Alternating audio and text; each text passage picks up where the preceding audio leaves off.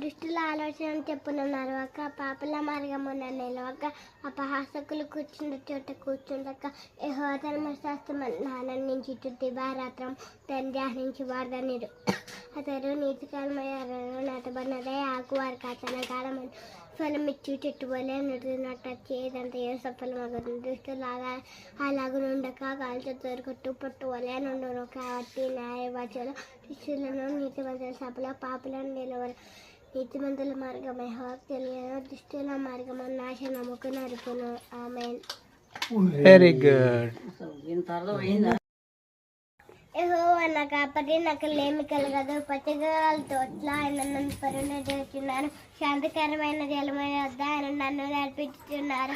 నా ప్రాణములకైనా సేద తీర్చుచున్నారు. నా నామం బట్టి నీతి మార్గంలో నన్ను నడిపించుచున్నారు. గరాంధ గర్భులో నేను సంచరించున్నాను. ఏ పనులకు భయపడినో నీవు నాకు తోరేండు. నీవు తెద్దుకరేలు నిధనమును నన్ను ఆదరించును. నా శత్రువుల ఎత్త నీవు నాకు భోజనం సిద్ధపరిచి నూనెతో తల అంటి ఉన్నావు. నా గిన్నె నిండి పొలిచున్నది. నేను బ్రతుకుతున్నాను. ఒక పక్షం నా వెంట వచ్చును. చిరకాలం యెహోవా మందిరంలో నేను నివాసము చేస్తాను. ఆమేన్.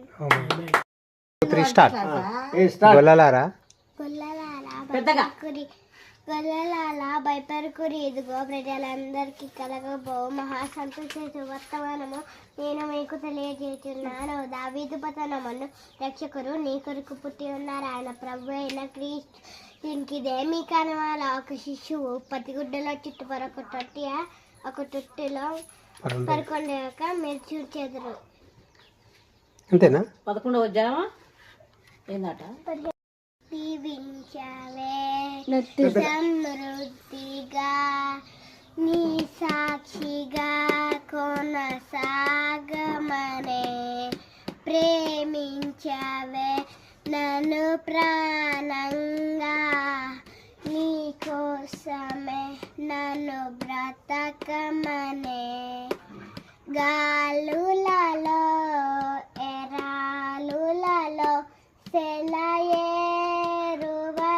నన్ను నించుమయ్యా.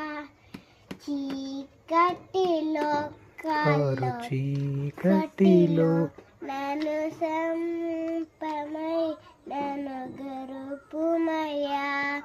దీవించవే సమృద్ధిగా నీ సాక్షిగా కొనసాగమనే, ప్రేమించవే నన్ను ప్రాణంగా, నీకు